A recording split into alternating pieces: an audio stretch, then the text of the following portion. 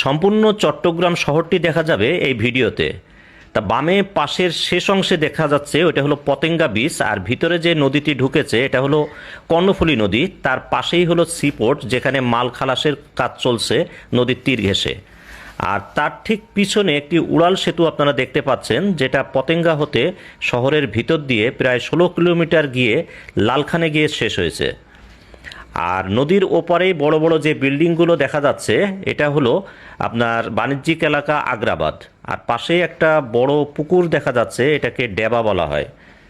তা ডান পাশে নদীর তীর ঘেঁষে সদরঘাট জেটি, যেখানে সোজা ভিতর দিকে কিছু দূর গেলেই হলো নিউ মার্কেট পড়বে।